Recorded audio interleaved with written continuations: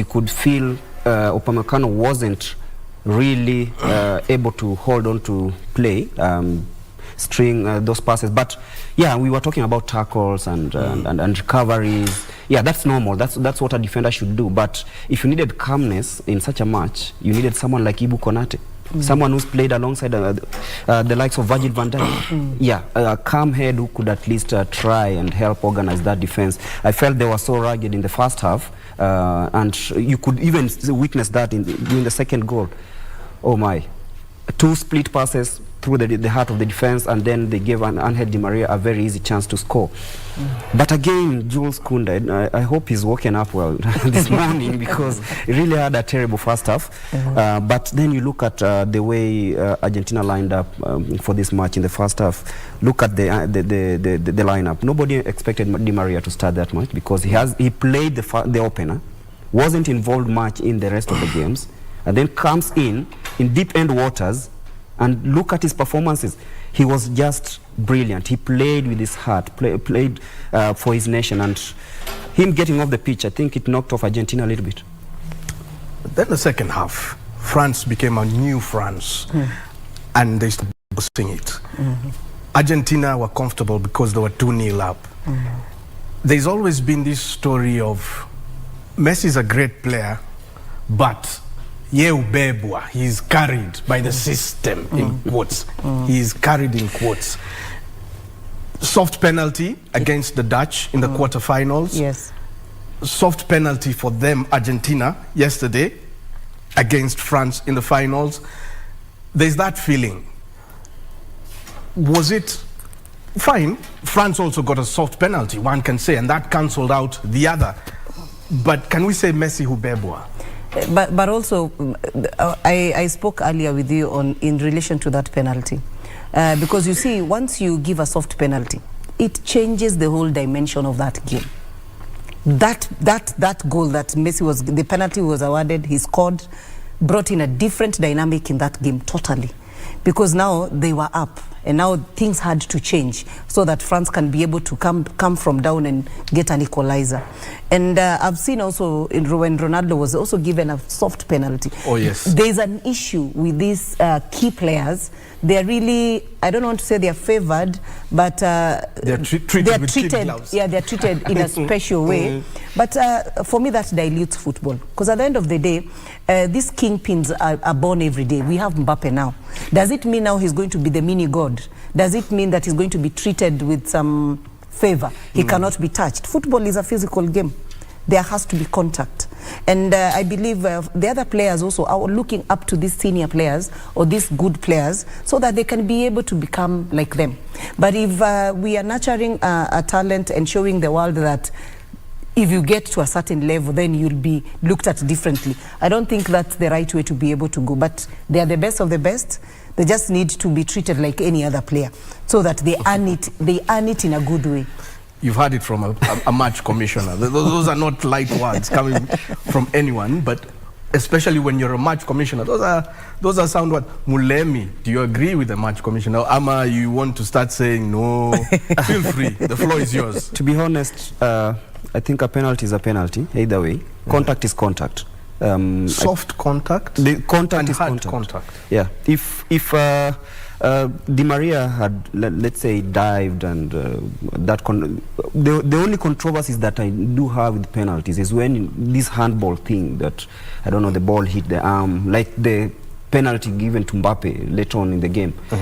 Yeah, those ones are controversial because you could see clearly, was it Romero who was trying to do that, and then it happened. Dembele was naive, and Di Maria cheated him, and he fell into that trap, and that's how it occurred. And you see, that's football. That's the beauty of football. Such moments are the ones we'll always talk about, because if it wasn't there, then if it wasn't given, we could still be talking about it. Why wasn't it given? There was contact. Brings us to our next point, rather briefly. Did street smart football yesterday outsmart academy football? Street smart from Latin America, academy football from Europe. What I mean by that, like he says, Dembele was naive. Di Maria turned, looked up, pretended he's going to give Messi the ball there. And then he's running into the box. You touch me, I go down, penalty. That is street smartness. It's a bit like a pickpocket out there on the streets, looking out for the cops, and then ambushes his victim, and he takes off. Whereas in Europe, they are nurtured into the academy system from a young age, and they play textbook football according to what they've been taught. They don't have that outside, that worldly experience. Did that worldly experience outdo the textbook academy system? I would say it was a composition of the two. Because at the end of the day, when you're playing a structured team, you got to be structured as well. You will not just play in a funny way just because you want to spoil it for them. Because what we saw yesterday was tiki-taka. It was build up from behind, attacks, using the flanks, and we saw very beautiful finishes. So what really outsmarted actually Argentina is because they used a lot of what you're calling streetwise thinking, and that really made them outsmart France, and that is important in a game. You want to add something onto the penalties? There's Mbappe's third penalty of the game, and he scored from the third penalty. And that is what Greg was just talking about, because we are even asking, was that hand in a natural position or it was in an unnatural position? Greg, let's jump onto this before we come back to your comments on the street smartness. What do you want to say on this? I was here with Taiwo, and he said that most of the time you need your best takers to have the first penalty. We've seen Mbappe, apparently is the best taker for France, taking away the first one, and Messi confirming that he's also the best in such circumstances, and you could feel that he had cool nerves in this one, putting this away very softly, and he knew that Lloris was going to move. So to me, the penalty shootout showed a team that was better prepared for such an occasion, and one that had never reached this point. You could feel the time Kingsley Coman went to take that penalty, you could feel that he was just, why am I doing this? Why am I even here? You see, because France had never reached this level in the tournament, in the World Cup. They've always finished their games in the 90-plus minutes, and for this one, look at Coman, even look at his facial expression. It was... your thoughts on the street smartness versus the academy football? For that, I think, like I'll agree with Immaculate, it was a combination of both, because Di Maria, he's raised in Buenos Aires, a place where you have to work hard to survive, and that brings the best out of you, and you could feel the emotions even when they were taking the penalties, when they were playing. And for that opener, that is where there was the difference. One who knows that I can do this without the coach telling me, and one that and the other one who was defending, like the coach told me, if someone comes this way, do this and this. You see, this is a national team. Yes, I get your point. Yes, exactly. I'm loving it. Yeah. Carry on. Are you done? Yeah. That was evident yesterday. Yes. Like Messi, he knows how to. In the second half, Messi did not run a lot. And that is street smart. He did not run a lot. His timing is victim. Yes, and look at what he did in extra time, scoring the third goal, pouncing into the area at the last minute. Just as Lloris punched the ball, Messi was there. Look at that. That is street smart. If it was an academy player, maybe could have been thinking, oh, let me mark my lines. Yeah. Even Martinez, the goalkeeper, a lot of street smartness. He's a guy who just rose through the ranks 10 years ago. He was playing amateur football in England. Then rose through the ranks, went to Arsenal, things didn't work out. He's now at Aston Villa, he's doing well. This is a guy who can write a book and we can all read it and enjoy. I enjoyed Didier Drogba's book, by the way. Me too. Yeah. Commitment. Yes. That's what. Would you say he underperformed? He didn't quite make it at Arsenal. They won the FA Cup. Yeah, he won the FA Cup against all twice. odds. Yeah, against all odds. Yeah, but I think he felt that he needed a fresher challenge, because you find during his time, the coach Emery preferred the German keeper Leno to Martinez, and he was like, I think I'm better off. I won the Copa America. And this is not even #1 in Germany.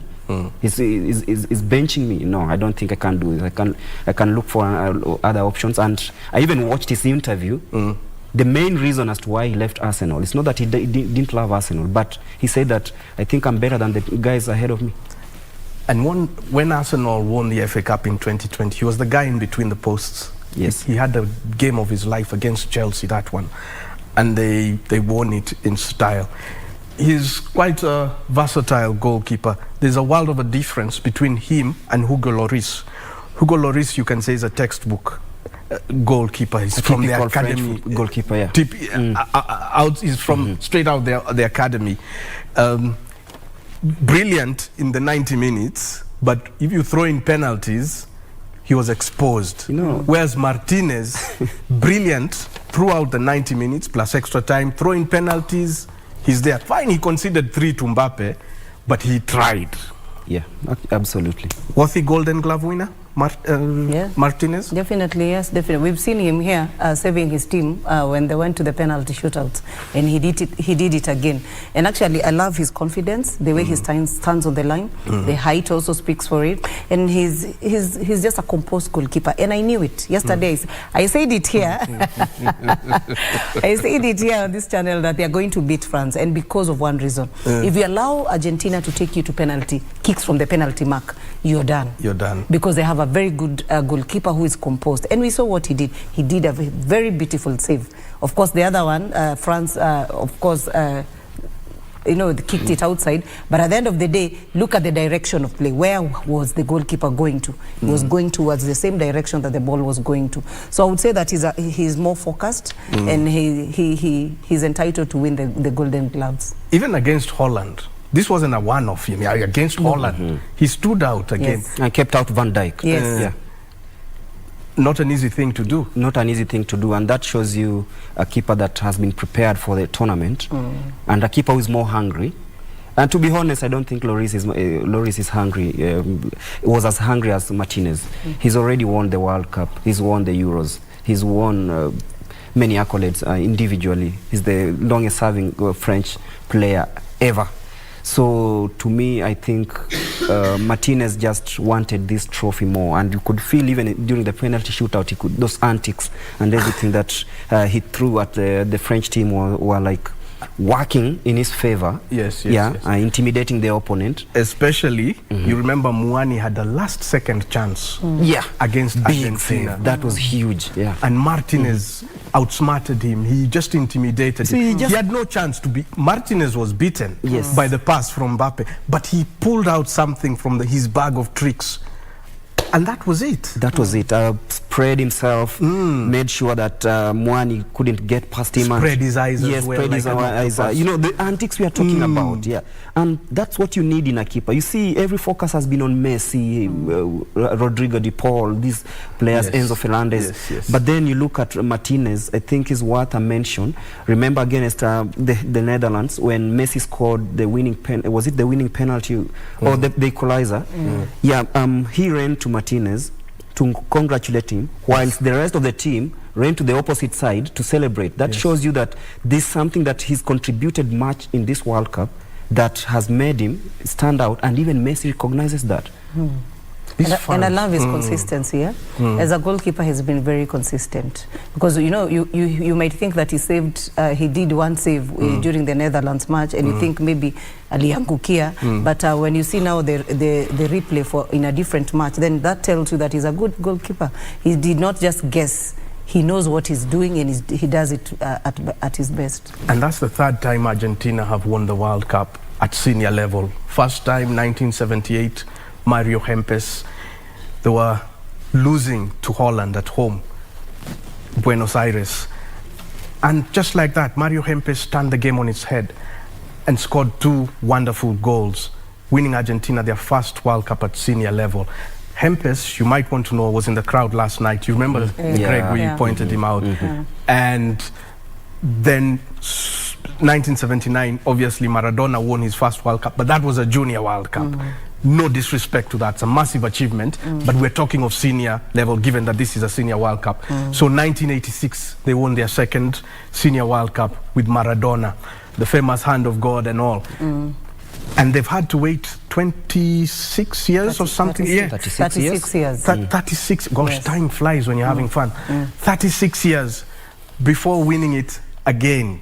But Messi, congratulations to them. Tiras, that tells us a lot, especially as African countries. You do not just prepare a team today and you expect a result tomorrow.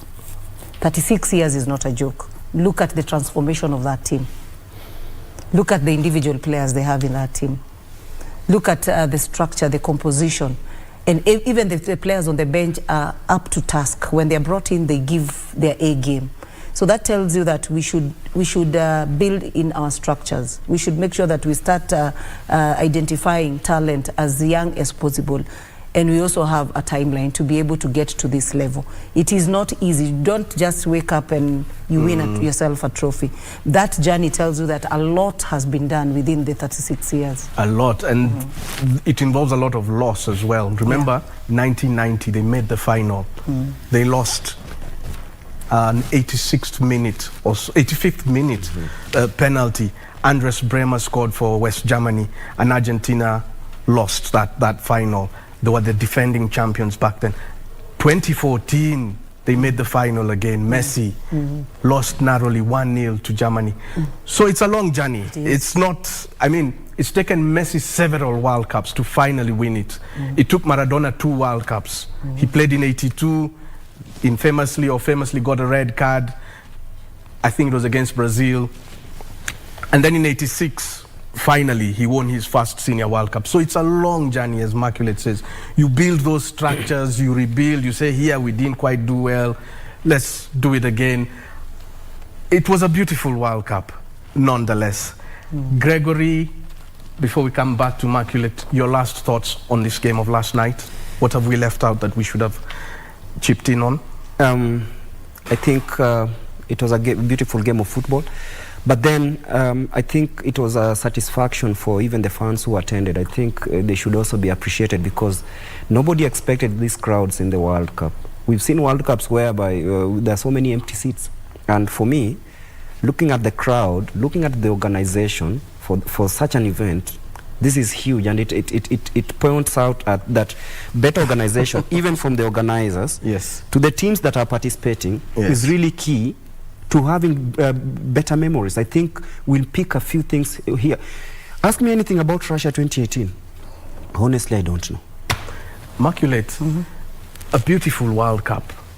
And now that you've told us as Africans to borrow a leaf from Argentina, that it takes time and everything, at some point on that pitch, Hugo Lloris was like the only Caucasian playing for France. The rest are African players in terms of heritage. You look at where their parents come from or their grandparents. Africa.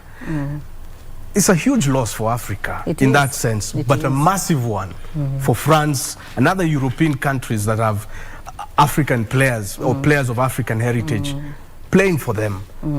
A massive loss, isn't it? It is, but that tells you something. That tells you that we have quality in Africa.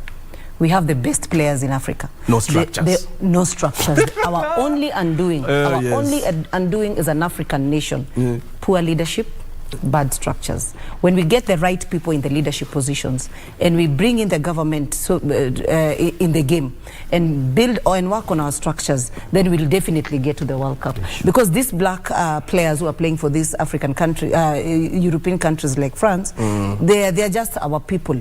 So that tells you if they believe in us, then why don't we believe in ourselves? Oh, wow, there's so much to talk about last night's game. We could go on and on and on and on. And we'll go on and on and on for years and years to come. This was a wonderful finale, befitting of a tournament that has been perhaps the best World Cup ever. Certainly the best of my lifetime, I believe of your lifetimes as well, and perhaps even of your lifetime, you that's watching us. Now, let's move a bit. Let's shift gears, and this one now will start moving fast. Boom, boom, boom. Let's look at the groups. Group A had Qatar, Ecuador, Senegal, Netherlands. In summary, Greg, what do you make of that group? It was a tough one, especially the three favorites, Ecuador, Senegal, and Netherlands. In the opener, you could clearly see Ecuador had intent, winning 2-0 in that one. And everyone was like, say, Ecuador is going to qualify to the next round. They look like favorite. But then, this man, scored Valencia. Valencia. Yeah, scoring a double in that game. Yes. And of course, he had another goal rule out, if I'm not wrong. Yeah. But then, very technical, but we won't go into that. Yes. They gave us good moments because it was one of the best openers we've watched in a long time because you could feel the competitiveness. Qatar sprang into life in the second half, brought in the Muntari guy. I feel that he should have started in that match. I think these are lessons the Qataris will learn moving forward. But to me, Group A was tough, and Holland, the Netherlands, proved that they are also a force to reckon.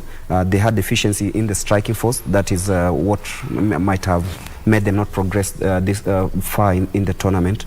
For Senegal, they clearly missed money. That's it. They clearly missed money. Yeah. Okay. Immaculate, your thoughts on that group? It had Qatar, Ecuador, Senegal, and the Netherlands. Yeah. Group A. Actually, we had an African team there, and we were all hoping that our African team would top that group. 2 African teams. If we throw in Ecuador and claim them. All right. If we claim them, probably we'll get a number 1 and 2. But Netherlands was a big giant there. And we saw what they did, and they progressed, actually. But I also want to go back to Qatar, having been the host nation, and they did not perform so well. For me, they didn't live up to expectation, and I think they had not prepared for this. Or probably it exposes Qatar in terms of their leagues, their internal leagues in their country, because we did not see a lot of intrigues coming from the team. They were kicked out, knocked out very early, and I thought probably they could survive throughout the tournament, being that they have it and they want to show the entire world what they're made of. So, but it was a very interesting group, very tough group, and we appreciate that, you know, our Netherlands got an opportunity to progress to the group last 16, and Senegal. Yes, tough start for Qatar, but going forward, I think it was a perfect launching board for them. I think they're looking at the future, and if that's the case, really, if that is so, then we might say they have a bright future. At times, you don't start the way you wanted to, but you know where you're going. And the Chinese say you start a journey of 1,000 miles starts with stride, just that single stride. I think that was Qatar's stride. But Immaculate, fair enough. Wonderful point from you. Group B. England, England, England. The perennial noisemaker. Iran, USA, and Wales. Yeah. This was a dull group. A dull group. And let me be honest with you. I think I struggled watching matches in this group because similar kind of football, no flair. Wales and England play the same kind of football. USA, yeah, young lads who are still coming up, they gave us a few moments. Iran, today they are playing well. The next game they are playing badly. They played badly against England, soaking in 6 goals. To me, I feel that this is an easy group for England because of the names. You know, England, when you talk about England, you talk about the names, the Rashfords, the Kanes, the Hendersons. But then, after game 1, they just started flickering. You don't know what to expect about them. And to me, I'll not take so much from this group because to me it was a dull group. I don't have many moments I can pick from this group. Let me be honest. Oh, Immaculate. It is a group that I expected the US and England to be able to shine in the group. I had a lot of expectations with the US team, but unfortunately they did not live up to expectations, being that they've been out for some time, and this was the time probably they could come and show us what they were doing when they were not in the competitions. But I'll agree with what Greg is saying. It was not a group that brought in any flares per se. They just came to participate, and I think that was it. George Weah, his son Timothy. In my time growing up, George Weah was the king of world football, not just African, world football. Yeah. He's now the president of Liberia, did so much for Liberian football.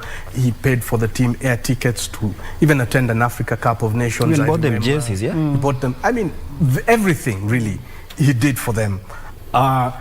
A country that has been bedeviled by the challenges that face a lot of African nations, civil strife, bad economy, But against all odds, they've stuck out there, they've sprung, they've appreciated George Weah for his efforts that he's done for his country. They've elected him president on his second or third attempt, stab at the presidency. And now his son, playing for the United States, not playing for Liberia, but playing football nonetheless, and beautiful football at that. And he's not the only one. A number of, I mean, US is another France in a sense. They're tapping from everywhere. Yeah, they're tapping from everywhere. But that, I think, is the beauty of America. It's called the United States of America. Irrespective of all the other challenges, they call it home to all. Home to all. What do you make of the young Weah? Timothy Weah. I really expected him to shine in this World Cup. But he led from the front, by the way, scoring US first goal of the tournament. To me, I think he's a boy we'll have to watch very keenly in the next 4 years, because right now he's risen to the big stage, and he knows that he has support from both quarters, both in Liberia and United States of America. George Weah, who is his father, came all the way from Liberia to Qatar to manage to do what to watch and support, hug him. You could even there were pictures going around social media of him giving his son a pep talk after the match against England. And he didn't come alone. The mom young was Timothy was there. The first lady of Liberia. The first lady was there. I think the grandmother was also there, if I'm not wrong. The family was there. So it shows you that as much as it's a different geographical area, Liberia and the United States, but look at how they appreciate the talent from home. You see, the boy chose to play for the United States, maybe because of the structures Immaculate is talking about. George Weah is trying to come up with something in Liberia. It will take time. It will. And Timothy Weah might be even 35 when these things are okay down there. So the best thing for him to do, and as a father, do the best for your son or your daughter. And I think for me, George Weah is wise enough, because I know Timothy Weah, after finishing his time, maybe he'll come back to Liberia and invest there. Definitely. And the way I saw his mom, I've seen something on what was it? Social media. She's tough. She's a tough cookie. I think the secret behind his success. Yeah, and that reminds me the success the Ayu brothers have had in Ghana. I know we'll be talking about Ghana, but credit to the dad. When you have parents who are strict and give you the right direction, you're bound to success. And it's amazing, because when you look at the Weah story, it's not often when you do a World Cup or a football game and a president's son, a sitting president's son, is one of the footballers out there. Here's a president with a different perspective, and he's from Africa. He's not thinking in terms of forcing his child to do medicine or law. Those are looked at as the cream careers. Engineering. No, he's looking at football. And I think if we develop that sort of mentality and build structures, as Immaculate was saying, here in Africa, then we'll be going places, to be honest. I don't know whether I'm rushing too fast now, because I want us to look at Group C, unless, I mean, I think we've pretty much looked at Group B rather in depth. And Greg has said it was boring and stuff like that. Immaculate agreed. So we don't want to dwell on the boring stuff. Let's go to the more exciting stuff. Argentina, Saudi Arabia, Mexico, Poland, made for Group C. This one was an exciting group, wasn't it, Immaculate? It was. Especially, I was happy with Saudi Arabia. Pulling that thing and beating Argentina for me was a big thing, Argentina thought they are in this group for a ride, or probably they are going to have a smooth sail. It wasn't the case. So I would say that this was a very interesting group. It was a group of the unknowns, and actually we saw what the Saudi Arabians would pull. My friend, this game, no one saw that coming. No one. Maybe one or two people. But there was a Kenyan guy, a young Kenyan guy who I know, and you guys probably know him. He actually predicted this will be 2-1. And he was working for a different TV station than this one. It's He actually predicted that this game will be 2-1. Actually, is my colleague somewhere. Oh, yeah. Everyone thought he was mad to say so. But at the end of 90 minutes, everyone was congratulating him. Unbelievable. Anyway, 2-1 was the final score. Yeah, I remember Salem's goal in this one, that color. It was a beautiful goal. Lamborghinis, I think the Saudi Arabia team was motivated, well enough. Yes. They had their mission in the World Cup, beat the current champions. They didn't know that Argentina would go this far, by the way. But you look at the way this game was played, a game whereby Argentina didn't really know how Saudi Arabia would come and rather deploy their tactics in this one. And I think it was a game that we had 2 offside goals, 2 goals ruled out, Messi and Lautaro Martinez. And I think after this match, Scaloni went back to the drawing board, shuffled his defense a little bit, and then made a few changes in the squad. And you could see it bore fruits at the end of the day. But for Saudi Arabia, they also gave us moments in this game. Nobody expected them even to score a goal or even have a sniff at goal, especially after that disastrous first half in that one.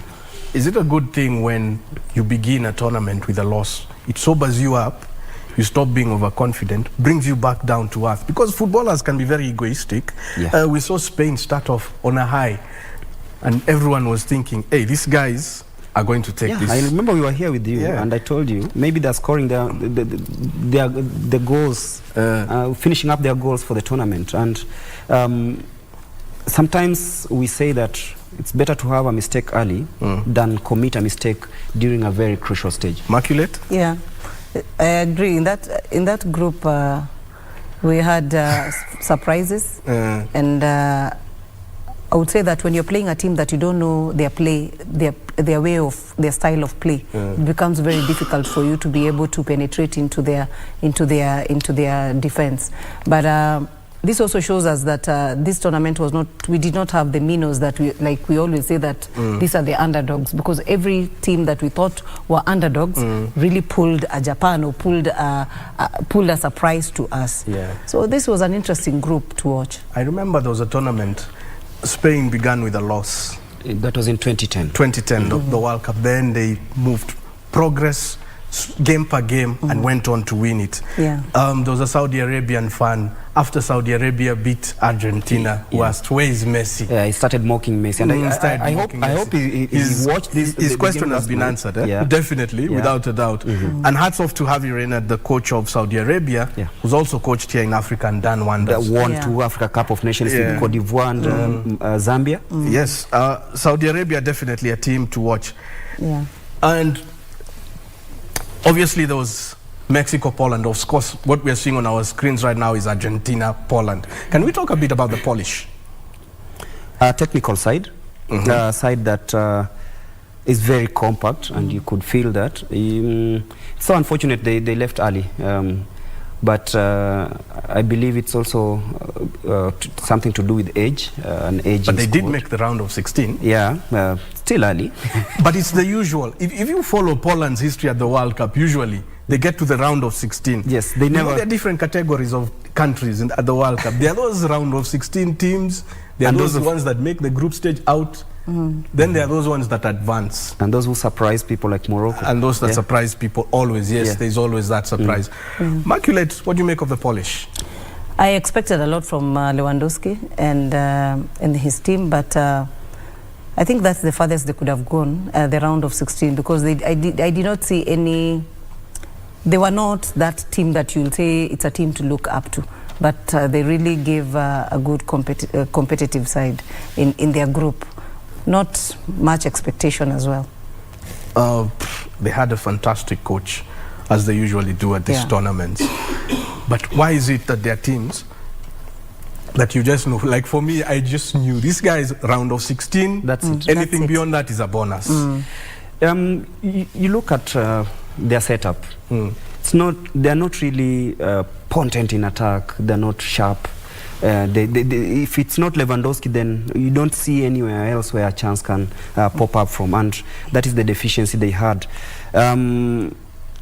It's just, I can say, it's a technical average side that knows how to grind results, but when it really comes to the real deal, they're not able to crack. And that is what we witnessed with that. And even you could watch their game against Mexico, full of drama. Yeah. I agree with you on the technical bit. Poland are very technical. Very technical, yeah. They don't switch from that technical football. Immaculate. No, they don't. And over-reliance of one player as well. Yeah. They were all looking at Lewandowski, and I think they should get out of that and start looking at the team formation. Football is not just one individual. Football is about the team formation and how you move as a team. Mexico, I think it was an aging squad, and it was a blend of an aging squad and the upcoming youngsters, most of them homegrown. And that's something I love about Mexico, in that they'll always give you a surprise in each and every tournament. In this one, they're so unlucky they went out early, but I know the likes of Ochoa, and he had a good tournament. And, you know, they had to wait until the last kick of the game to know whether they've qualified or not. You know, it's really funny. And this is a side, I'll say, in 2026 when they host this World Cup, watch out for them, because the likes of Lozano will be in their prime, and they'll be the players we'll be talking about in the next 4 years. They came here maybe to give some of the players a farewell as they prepare for the next one. I like the fact that you used the word unlucky, because that applies to Mexico. They were really unlucky. Yeah. Very unlucky. And it's as though you were reading my mind. First you say technical in relation to Poland, which was up here in my mind, and then now you say technical. Tunazoeana, we're getting used to one. We're getting used to one another. Anyway, their goalkeeper, Ochoa, he was one of the standout keepers in this tournament. Yes. Immaculate, your thoughts on him? There he is, with his back to the camera, and now his face to the camera. It's as though I'm directing that production. Anyway. Yeah, he was brilliant. And actually, for me, he was man of the match in this game, because the saves that he made, and actually being martial out. And I remember very well, he could even talk to the defenders, even arrange his defenders so that he's not exposed. So I think it's one person who, I would say, gave the team some strength in order of leadership. Wow. That sums up Group C, and we now move to Group D, a group that produced one of the finalists. And it had France, it had Australia, it had Denmark, and it had Africa's Tunisia. Maybe we can also apply the word unlucky to Tunisia, because they beat France, who were defending champions. No mean feat, but they were a bit late to the party. One of the African teams that opened their game without scoring a goal. Maybe that cost them in the end. Maybe not. Let's hear your thoughts about Group D. Group D was a very tough group, if you ask me, because the defending champions were there, and you're playing defending champions is not that easy. And I would say that having Tunisia actually beating up France probably could have given them more confidence in the group that they can be able to go even further. But I would say even Tunisia, France, when they started this match, they were not so aggressive. They were very sluggish. They laid back a bit. It took them time to get into the competition and compete. So they were beaten, and actually that was a wake-up call for them, and they started, you know, working on the loose ends in their team. You look at France, Denmark, Australia, Tunisia. Greg, surely this wasn't a boring group. No, it wasn't a boring group, to be honest, because we witnessed goals. But a team like Australia, I'm looking at it like, where did they get those players from? They're very technical, by the way. And then they have their secret weapons in this, the likes of Garang. It's former, yes. Yeah, the son to the late Garang, so former president of South Sudan. Garang Kuol is he went he was born in Africa, wasn't he? He was born here in Kenya. He was born here in Kenya. Yeah. And then he went to Australia as a child. Yeah. I think there are two players. There's two of them, yes. Yeah. Well, of South Sudanese heritage. Australia is a side where we saw the older players like Bobby Moore trying to rally them behind. Nobody expected much from them, but you could see the performances they put against Tunisia, against France. They were very good performances, and that tells you that nobody should take them lightly ahead in the next few years. But then when it comes to finer margins, I think that's where they missed it. And as I say, if you don't have players who can turn the game with one spin, then it's difficult for you to let's say progress or grind a result. And I think that is the deficiency they had. We had the likes of Viduka in the previous Australian team, Tim Cahill. We know what he did. I remember his goal against Spain in 2014, beautiful goal, and then he goes to the corner, does that. He's now on the technical bench of Australia. In the technical bench of Australia, and that should tell you that maybe they're doing something that might bear fruits in the near future. Again, you're reading my mind. Fine margins, those small errors. Yes. Matthew Ryan, their goalkeeper, he had this habit of being indecisive. He was coming out and going back. And it cost them a goal against Argentina. Really, was it fine margins for Australia, Immaculate? Yes, it was. It was, and I would say that as much as they were technical, they were still not, I would say they were shaky a bit. They were not composed, they were not confident enough, because you see what the goalkeeper was doing. Coming in and out, it cost them, and that really gave them a dent in their confidence. And probably, maybe their goalkeeper was not ready for this tournament, or the tournament was big for him. So probably they would need their former players to be able to talk to them and give them the experience and share how you're supposed to behave in this kind of tournaments. Sometimes it's just the fear. It's not that technically you're not good. And he's quite experienced. He's played in England, he's played in Australia. He's now in Denmark. He's now in Denmark, Copenhagen, yeah. And I even watched him against Manchester City in the Champions League. I was like, this is Ryan, yeah. Game one, he plays well. The next game is off. Yeah. Speaking of Denmark, we've looked at the other teams. Denmark impressed at the Euros last year. They started off with the tragedy, almost near tragedy actually, of Eriksen. When we thought, oh God, the worst has happened, but he came back, not just to life, to the football pitch. And they made the semi-final of that very tournament after losing that opener to Finland. What was their World Cup like, this particular 2022?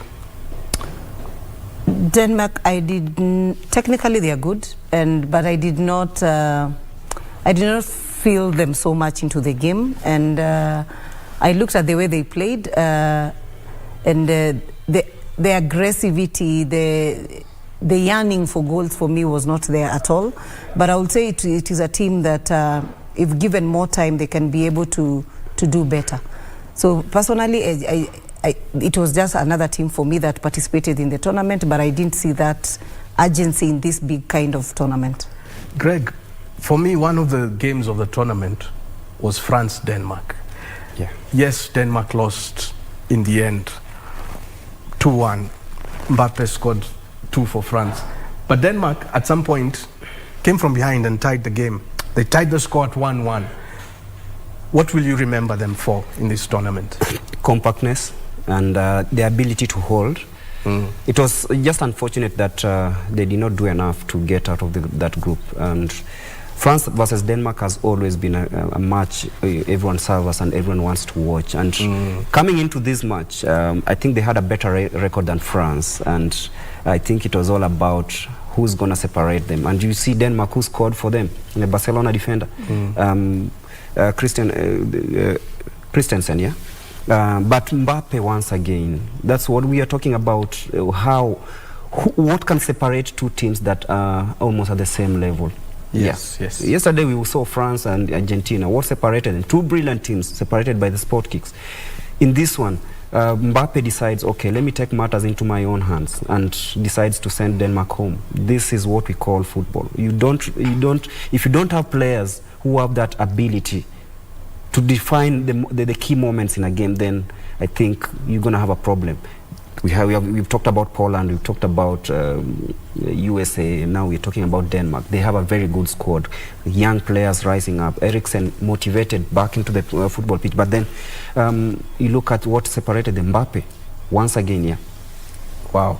No surprises that France topped that group when the fat lady sang and that final whistle had been blown. It was France. No upset there, but near upsets, because France started well. And then at some point it looked like as though there's going to be a contest for who emerges the second, especially in that group. And if France hadn't started off well, maybe they would have been amongst that contest of second spot. Yeah. It was a tight group. It wasn't boring like you say of Group E. Group B was boring. Okay. Group E, Spain, Costa Rica, Germany, Japan, dubbed the group of death. In a World Cup where almost all the groups were groups of death, eventually. Unforeseen, but definitely Group E lived up to expectations. Yes. It was like group of death times 2.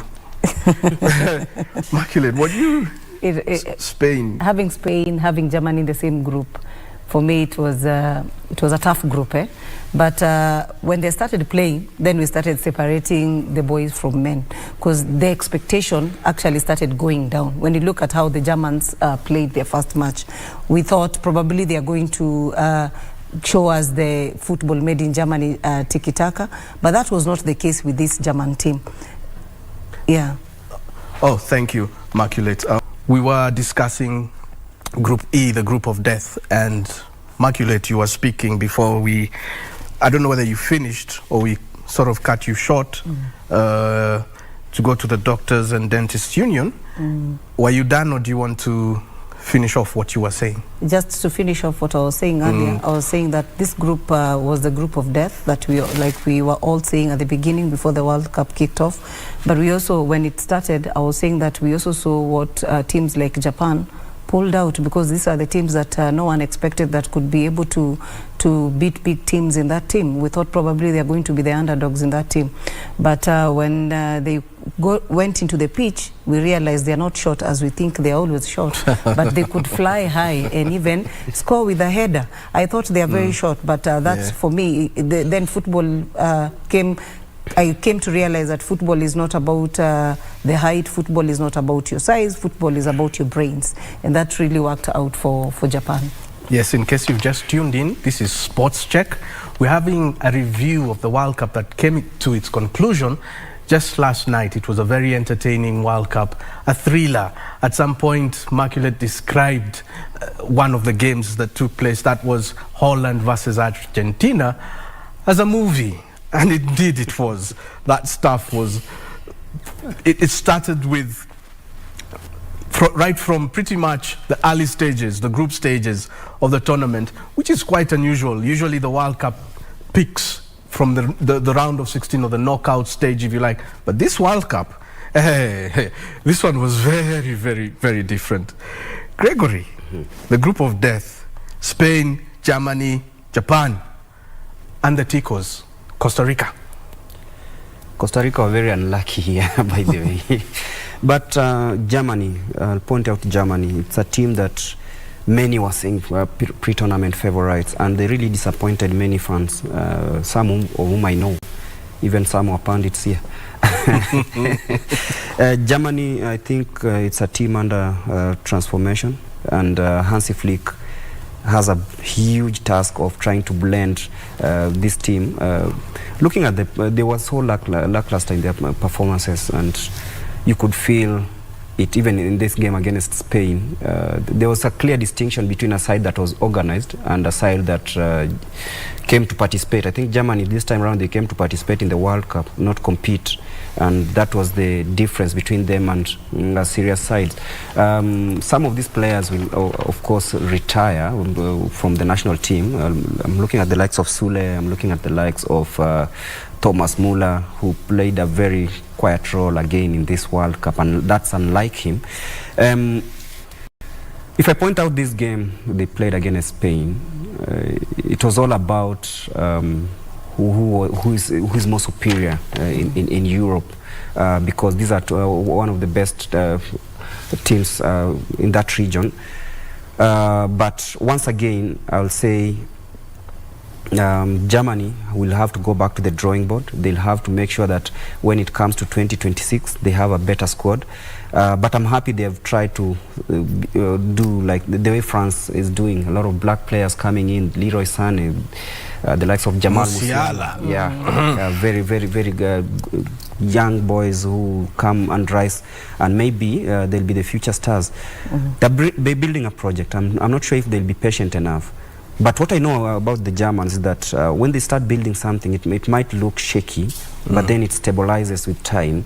That case in study, Jürgen Klinsmann started a very good project in 2006 when they hosted the World Cup, brought in the likes of Mario Götze, the likes of Ozil, Podolski, and everyone was like, who are these young boys? Why don't we use the likes of Bad Stubber, the likes of Oliver Bierhoff, the experienced guys? But he was like, I'm building a team that might rule the world in the next few years. And true to his words, in 2014 when Joachim Löw took over the team, they won the World Cup with the squad that was already built in 2006. So to me, I believe the likes of Musiala will be the players who might bring glory back to Germany, maybe in the next World Cup or the other one, because they're very young. I think Löw took over in 2006, yes. 2007. He took over after Jürgen Klinsmann. Klinsmann, yes. After the World Cup, and he was the assistant to Klinsmann there. Yes, yes. The same way Hansi Flick was Löw's assistant. Yes. Oh, so I hope what you're saying is true, and they're building a team for the future, because we've grown up watching Germany. Great sides. Great sides, club level, national team level. It's hard to imagine football without Deutschland, Germany, as they're known. Japan, we've looked at, and I think Immaculate was articulate on that. We've looked at Germany, Costa Rica, you've mentioned, Spain, Español. What's happening? High hopes. They didn't just carry their guitar. Boom. They didn't carry their guitar. Oh, Immaculate. Before we get to the guitar, or you can even chip in on the guitar. Yeah. What do you think of Spain? Spain is not the Spain that we know about. They did not live up to their name. And a lot of expectations, we had a lot of expectations when you hear Spain, but that did not come out, because we thought they would be the giants in this pool and probably go throughout to the finals, but they struggled. Before we go to the Mugidhi man, the one-man guitar in studio, Gregory Mulemi, to give his thoughts on that one, why don't we take a brief break? We'll be back shortly. Stay with us. Español.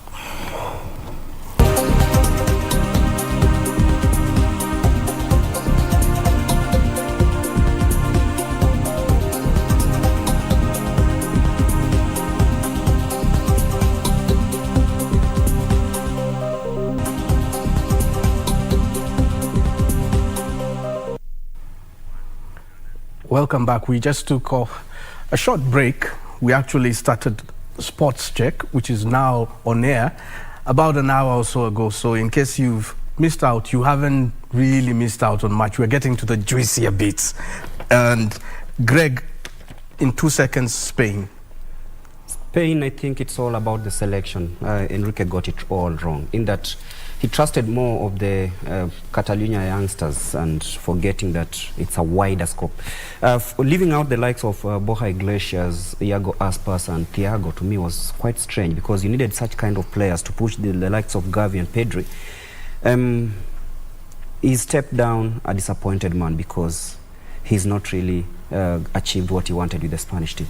Before we get to the round of 16, Immaculate, I'm sure you can rush us through Belgium, Canada, Morocco, and Croatia, Group F. Of course, Group F was also an interesting group. We saw what Morocco did, and actually we thought probably they're also coming to just participate and probably just get last 16, and they get out of the tournament, but we saw them pulling through up to position 4.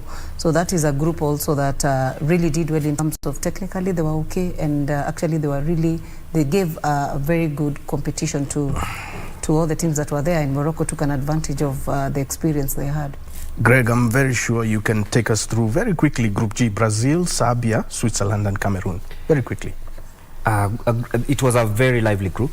Cameroon impressed me a lot. Nobody expected them to pull that win against Brazil. The only African country to ever win against Brazil at a World Cup tournament. That was very impressive. For Brazil, they did well in the group stages, and you could tell that they were headed for the tournament until the latter stages where we'll talk about. But for Serbia, I think they've also proved a point. They're very technical also. They're playing like they're Polish, and that is that is something we will be watching in the Nations League when it comes around next year. But I was impressed with the group. It was lively, very lively. Switzerland and Cameroon also. Switzerland and Cameroon, yeah. Embolo scoring against his mother country. Very interesting stuff. But for me, I'll pick Abubakar's goal against Serbia as the goal of the tournament. Wow, it was beautiful. Yeah. That was certainly beautiful. And Immaculate, you can put this group talk to bed with Portugal, Canada. Portugal. I'll take that. with Portugal, Ghana, Uruguay, and South Korea. Yeah, briefly. That was an interesting group. Ghana really did us proud. The Ayew brothers, as we always say, we talked about it here, with the discipline and the background that you come from, with the parents, you get to be nurtured in a very good way. And we saw what they did, and probably Uruguay also gave us a very interesting game, and I would say that this is a group that was very, very, very competitive, and we saw actually a lot of technique here, a lot of moments here that we could remember, a lot of good goalkeeping sessions. It was a very beautiful group, and there's a lot of VAR in this group. The referees always went back to the VAR to make decisions because it was a very contested group. Wow. The groups turned out to be, each of them, apart from, in Greg's opinion, and also Immaculate supported him on that, groups of death, each one of them, apart from Group B. Well, for me, each one of them was a group of death because I loved each and every one of them. Brilliant football. This game was controversial because of what happened in 2010. Suarez intentionally saving with his hands, an outfield player saving a ball with his hands. The resultant penalty, Asamoah Gyan of Ghana hit the crossbar. Suarez celebrated like mad after receiving, he had received a red card because what he did was illegal. The game went into shootouts. Uruguay beat Ghana. So there was a lot of talk of revenge. Now it's Ghana to revenge for what Suarez did to them at the 2010 World Cup on African soil. Would you imagine? Anyway, that never happened. Uruguay had the last laugh. Ghana was sent home packing. They both went. They both went home. Yeah. Yes, I Montevideo and Kumasi. Yes, but still, it wasn't the kind of sweet revenge. But the scores have not yet been settled because Ghana will still need to settle scores. Yes, oh, definitely. So now let's, even as we watch this, move on to the knockout phase, where things were, there's no second chance. You lose, you go. Next flight home. Next flight home, take your pick. I'll talk about the first team that we were all supporting African teams, and I remember you are very good passionately about supporting African teams. So I'll highlight the African team that was sent packing, and we thought probably we would see Senegal going to probably the quarters or the semis, because Ghana had a very good young team, but unfortunately our African teams, most of them went out in the last 16, and probably would say that teams like Cameroon that went out again, if we highlight that it's a team that probably we were saying it is not a team meant for this World Cup. It's a team that is being prepared for the next World Cup. So we looked at some of those teams going out, teams that had very young players, and we also looked at the African coaches also that were brought into the game that went home with the teams, but they had very good coaching skills, drills. We've seen the strategies they applied into the teams, and that shows you that football in Africa is really taking a different dimension. Greg, of Senegal, they met England in the round of 16. Immaculate has set us off on the African team's team. Let's not mess her party. What do you make of Senegal meeting England in the round of 16?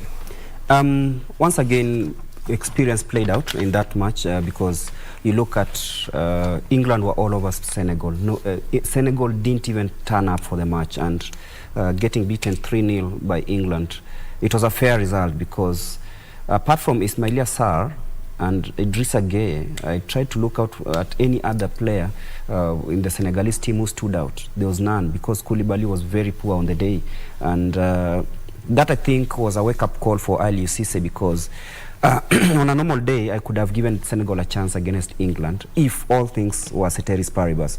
But on this one, they just didn't turn up, and they resigned very early in the game, and you could feel that the English team was on a roll. Yeah, look at the quality they brought in, and I think for England, starting Henderson in midfield changed the whole scope, because you could feel there was a more sense of leadership right from the goalkeeper Pickford to midfield in Henderson, and then Kane finishing up way up in attack, and that was the difference. In Senegal, you tried looking up, there were no leaders in that Senegalese team. Koulibaly is not a vocal leader. He wants to lead at the Gerrard style. He wants to score and rather push the team to lead by example. Yeah, lead by example. But after this game, Harry Kane said that he liked the leadership from behind. Maguire leading also from behind. He had a good game, this one, by the way, intercepting very crucial,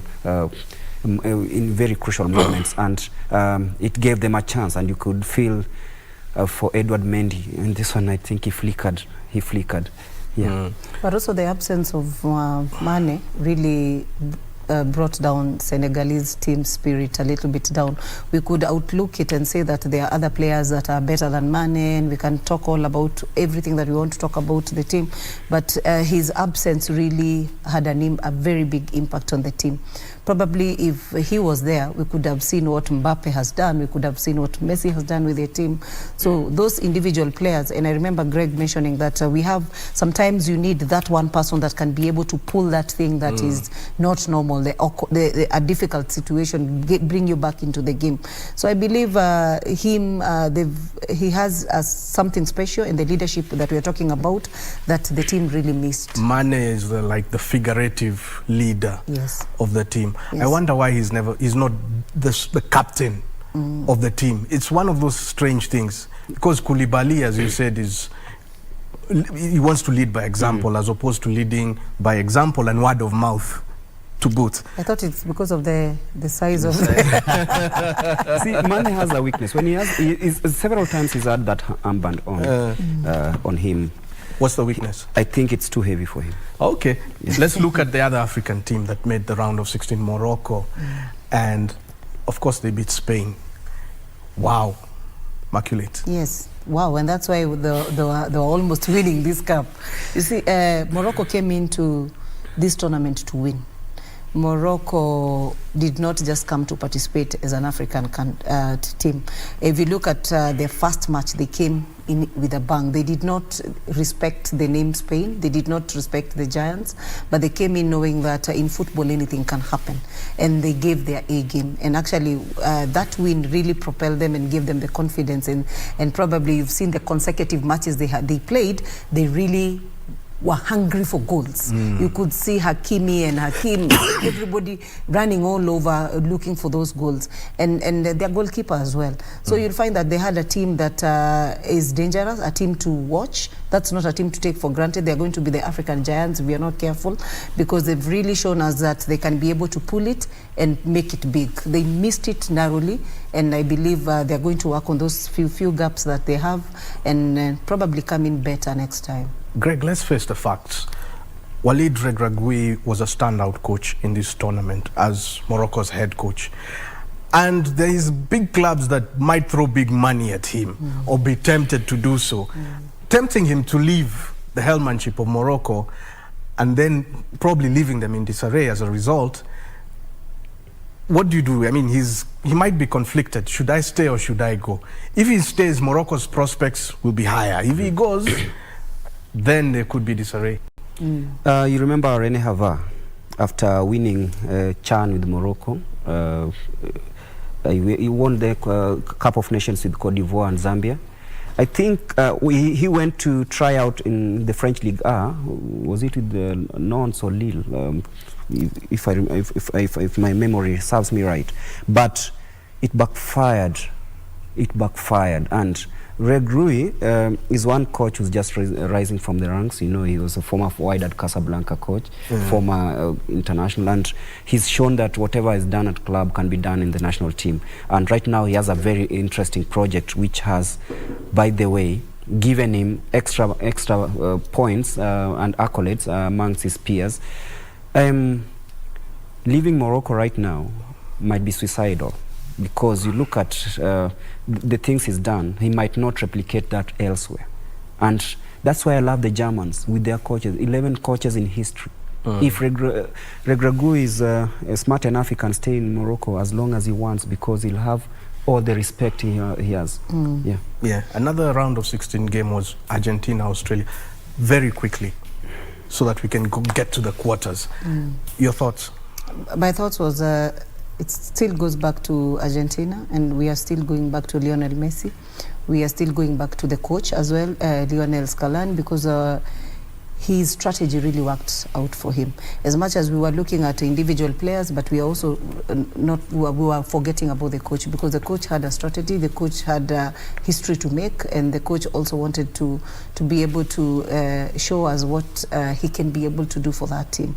So I would say that Australia went out, were knocked out, but it was bound to happen, because from the first whistle you could see what really Argentina wanted. They marshaled in the midfield. Their forwards were very, you know, they were just there, hungry, trying to get those goals. And I would say that this was a game for Messi, and he carried the day. Greg, very quickly, Brazil, South Korea. We saw the samba from Brazil, and everyone was saying Brazil are winning this tournament. In a few words, I think they overdid themselves. South Korea did not just turn up for the game, sorry. But then you look at Brazil, that's a game that defined the samba beat that we know. And you could feel even the goals, everyone enjoyed the goals. Richarlison scoring a beauty, and then rushing towards his coach, and they did that jig. And it's something that reminded us of Brazil. But then, yeah, South Korea need to go back to the drawing board and maybe focus on the next one, because they did not really show us the potential they have. We're at a review of the World Cup, and we've got to as far as the quarterfinals, which we're just about to have a look at. Immaculate, Brazil made the quarterfinal, but that became the end of their story. Greg says they got carried away by their performance against South Korea. Do you agree or disagree? Actually, for me, the samba we are talking about, I didn't see it actually when in this team that qualified for the World Cup, because I waited to see the feeling that was brought about by their former players. You remember the Ronaldos, they did not live up to the expectation. It was all about Neymar and those individual players we are talking about, and the focus was on him, so that everybody wants to bring the ball to him. So I did not see the flair that Brazil has, though it had a good team. I would not say that it didn't have a good team, but that team could not survive beyond that stage, because there was something that was missing in their team. So the flair that comes with the team wasn't there at all. Croatia kicked them out. Of course. At 0-0 for a long spell, then 1-1, and then extra time penalties, and the 1-1 came in at extra time. So it was a long night another long night of the World Cup. Morocco also made the quarterfinal. This time they met Portugal, Cristiano Ronaldo's team. Greg? That was a sad story for Ronaldo, by the way, because it's a match that many expected Portugal to win easily. But for Morocco, better organized, they knew they were playing for purpose. They knew they had the crowd behind them, maybe 3/4 of the crowd, because by the virtue of their geographical region. To me, it's a game that I can say Morocco showed the world that Africa is capable of at least producing some good results and upsets. Already they had upset Spain previously. So everyone knew that Ronaldo was going to shine, I don't know what, but then we have the likes of Unai, the likes of Hakimi, the likes of Ziyech, Amrabat, Saiss, Bono, the goalkeeper. Yeah, Bono, the goalkeeper. I love their goalkeeper. Yes. It rolled back the years when we had the likes of Tariq Naibet, the likes of Yusuf Chipo Haji, and this Morocco side is good, but it's well balanced.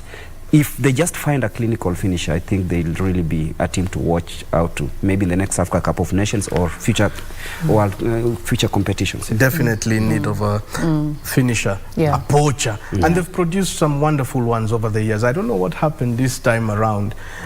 They were a very technical side, but good on the counter. Wonderful side to watch. They've invested heavily in their defense. If they can invest just as much in their striking force up there, up front, I think we'll be looking at world champions in the making.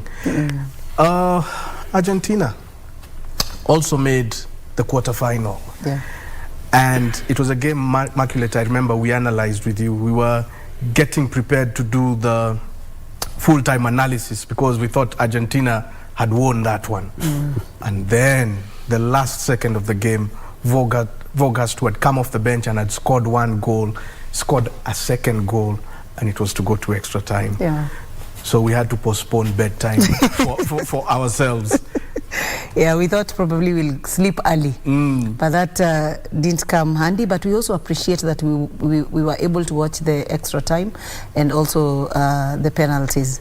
It was a very interesting match. It was not a match that would say Argentina had it. It was a game that we thought probably could go either way. It was an open match because they were all equal. It was technically it was a balanced match. We thought probably any team would take it, but we are happy that Messi carried the day, because at the end of the day we kept on saying that we want to see Messi having it because it is his last, and I think because of prayers, many people are praying for him, he carried the day. Amazing football. What you're seeing on your screens there, as it says, is Morocco, Portugal, but we are moving ahead. We are not going to wait for that. You enjoy the clip as we talk along. France also made the quarterfinals, Greg.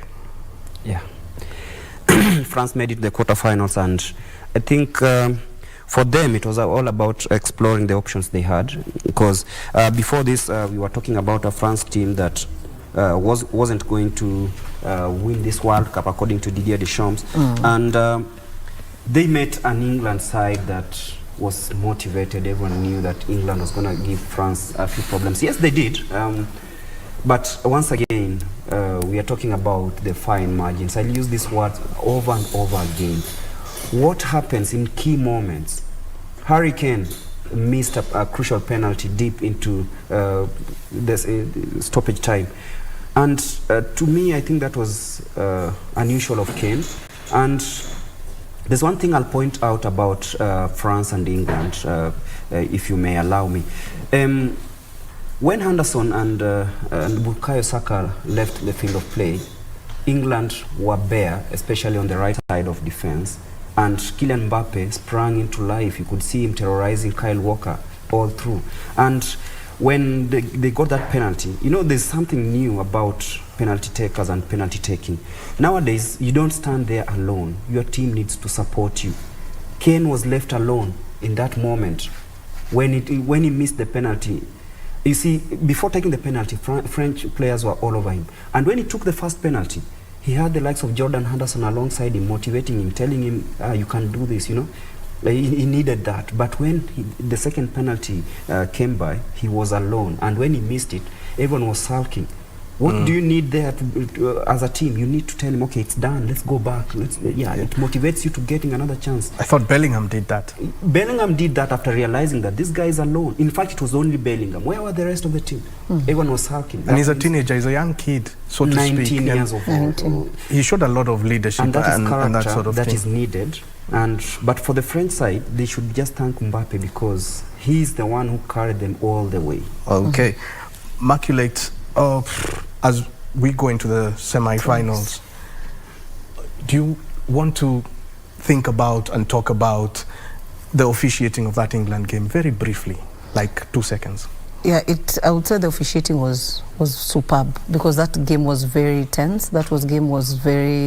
It was a game that needed a lot of management because sometimes you look at decisions that the referees make, not every decision is punished. Some decisions require verbal warning, some decisions require just the referee telling them to cool down because at the end of the day, at that level, you don't want to take chances. So the referees who officiated the England match was very composed, was actually the best referee for that match. Seriously, was yes. he fair? That game has raised lots of controversy. That game was not easy. The second penalty that Harry Kane took, did that require VAR checking? Wasn't it straightforward? That's a foul.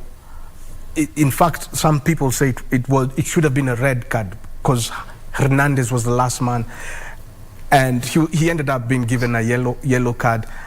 After a lot of nudging from the English players. But you don't punish someone twice. You cannot say it was a red card because at the end of the day, who was closer to the offense? The referee was closer.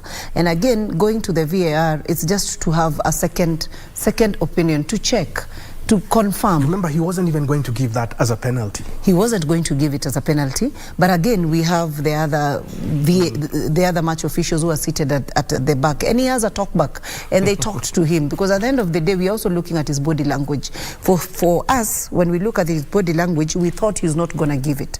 But again, from behind, he was told it was a penalty. So at the end of the day, I would not say that he was bad because even before you are chosen to officiate such a caliber of a match, you must be a very good referee. Okay. And some decisions, and I'm telling you again, Tira, some decisions don't need quick decision making, needs a lot of management, especially at the semi-finals level. Speaking of semi-finals, I think you've more or less ushered in us this particular discussion to the semi-finals, which is where we are, Greg. France, Morocco. France, Morocco. Once again, it was a very lively game. For Morocco, I think they just outdid themselves, and reaching this stage to them was like maybe a miracle. But it's a game, once again, where one mistake cost the Moroccans. And when Mbappe danced through that defense, that was it. And a youngster coming off the bench in column 1, 44 seconds, barring that goal away, defined that moment. But look at the game. Morocco created a lot of chances. But then, up front, very, I think it was pale, if I can use that word. And that's the difference between France and Morocco, in that Morocco literally dominated the game. But France took their chances. 3 shots on target, 2 goals. Awfully physical. Yeah, but also Tiras, throughout the tournament, Morocco has had a very good defense line, but their forwards have been questionable because they created chances, but with those chances, if they had the Mbappes in their team, probably they could have carried their team. Was a beautiful game, you're right. It needed that finishing, that spark. Yeah. It was awfully physical. The Moroccans came out to play like sorry to say, West Africans. They are more known for the physical element. Nigeria, Ghana, and Senegal, to an extent. The North Africans play a bit more technical, a bit like Europeans, textbook football, smart. They throw in some street smartness, but I've never known them to be that physical. Anyway, the other semi-final, Argentina, Croatia. Gregory, as we near the end of this wonderful show. Argentina, for real, were a team that knew how to use their chances and capitalize on mistakes, and they did that against Croatia. a team that was very solid before that. And once again, a penalty decided the crucial moment in the game. And you could feel that the Croatians, they were really tired in midfield, especially the likes of Modric, Kovacic. But again, Messi, the assist to the second goal. You can say that again. Wow. Yeah. It's not... yeah. He's Taking not on touching one of the the ball. best defenders of the tournament, and then ensuring that he drives him out of target, and then that pass to Alvarez, it was brilliant. But then everyone was all like, Messi can't do this, Messi can't do this. He just rolled back the years. Yeah, and that is something that really helped them. At least people started taking them seriously. Yeah. Yes. And then there was the game no one likes to play, the third and fourth place playoff. Briefly, Immaculate. Morocco And Croatia. Yeah. Briefly. That was a very tough match, if you ask me. They don't like playing the third playoff, but for me, if you put Morocco and Croatia in the same boat, and I said, yeah, Croatia is going to win, because I looked at Moroccan side and I realized they don't have forwards. And this is a game that you really need someone to score for you. We wanted goals. Yes. And we had the Croatian side where we are talking about Luka Modric with the experiences and people who are hungry for goals. And we saw what they did, actually. So I would say that France were lucky to have beaten Croatia, but Croatia had this one to win for themselves. This one, they had to take it, and they carried the day. So it's up to Morocco. They've done us proud, and they've gotten a fourth place, which is not easy to get. For them, it is a victory, but we also need to advise them to also go and sharpen the forwards. But Croatia is a team to watch, because they are very tough. Yeah. Technically, they're very smart. Gregory, in a few seconds, there were players that won awards yesterday for their sterling performances. We've discussed the Golden Glove already, no need to dwell on that. Messi, Mbappe, and of course, Messi's compatriot. So Argentina had 3 prizes on the stage. Your thoughts? Enzo Martinez, the Benfica youngster. Young player of award. Player of the tournament. To me, I think he deserved that, because he worked his socks off in this tournament. He's really played a bigger role in ensuring that Argentina achieved whatever they achieved last night. He's a player that anchored really well with Messi, helping Messi to drop deeper. And you could feel that it was a way, he brought the balance together with Rodrigo de Paul, the likes of Tagliafico. Martinez, yes, he deserved that. He deserved that. He's had a very outstanding tournament. Mbappe, no debate, he scored the most. And he'll still show us more of this. And when you look up at the winners, you can say that one is stepping off the stage and the other one is coming up really well. And it's a book that we shall read over and over again. Messi, but also Messi, wow. Even the robe that he was given before lifting the World Cup just showed that he's achieved it. 2008 Olympic gold medal in Beijing. He won the World Cup under 20. Yes. Yeah. Yes. I was looking at the photos he took with Angel Di Maria. Back then, they've taken this journey up to this level.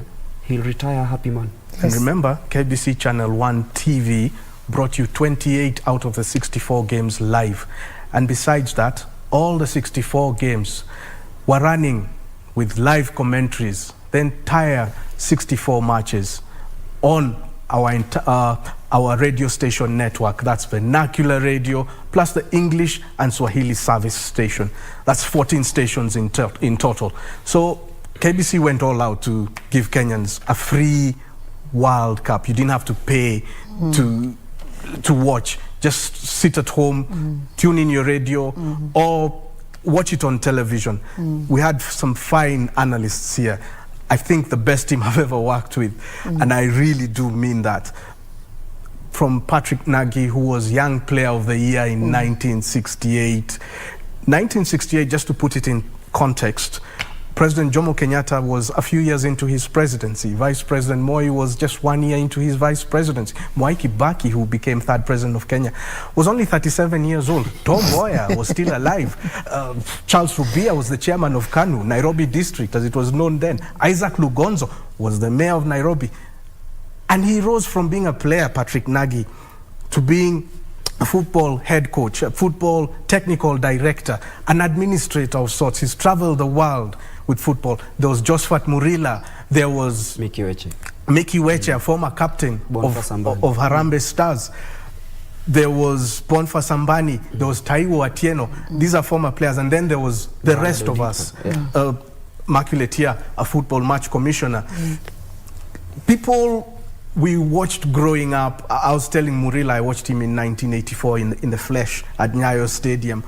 And you remember he was part of that golden era of Harambee Stars that won the Sekafa. So I think kudos to KBC. And then there were teams running out into the counties, the likes of Bernardo Kumu, talking to Mwananchi and giving Mwananchi a voice, a podium, to air their views the way we are airing our views here in studio. And as though that weren't enough, Dunda Dunda Qatar gave the Swahili audience. And you really danced yesterday. Yeah, dance all over again, despite the aches and pains. Gave the Swahili audience a chance to also feel wanted, to feel loved, to feel appreciated. They had some wonderful performances. They had analysts as well, like Coach Ben Bella on set. They gave children right here a podium in which to shine. Those are future Harambee Stars players, I'd want to believe. Future Harambee Starlets players, I'd want to believe. They've been captured at the right age because that's the right age to capture them. And as though that were not enough, there were quizzes giving Kenyans a chance to win prize money, to win gifts. And we did the same pretty much on our analysis. And for those of you who may have been wondering, how comes this time we didn't have formal analysis in Swahili? It's because obviously this is a World Cup and there are people from other parts of the world who live and work in Kenya or they school in Kenya. They do not necessarily understand Swahili. They may speak one or two words. But we also wanted to accommodate them. So we balanced right. Dunda Dunda Qatar before every analysis session. And I think we got that mathematics right. It was a beautiful World Cup, one to remember, one to savor. Thank you so much for having made KBC Channel 1 TV your station of choice. Gregory Mulemi was part of our analyst team, brilliant from start to finish. He predicted that Africa would score its first goal in that Ghana game, and Ghana went on to score. And then he told me I owe him a drink after that. I'll buy him a cup of tea. Oh my. I'm not sure that's the sort of drink he meant. And that is Immaculate Akorot. Immaculate is a match commissioner. She brings her different perspective as a match commissioner and then as a football lover and fan. My name is Tiras Wayaki. Thank you so much. You gave us a World Cup to remember. Football is nothing without fans. You are the best of the best, Kenya. We love you. And as the World Cup progressed, Kenya was returned to the FIFA fraternity after being suspended indefinitely. So we are looking forward to hosting, playing at the World Cup, and so on and so forth. But as Immaculate says, it's a long journey. It takes a lot of planning to build those structures. There's loss along the way before you finally get there. And get there, I hope we shall in our lifetime. Thank you so much. It's been a month to savor. Cheers.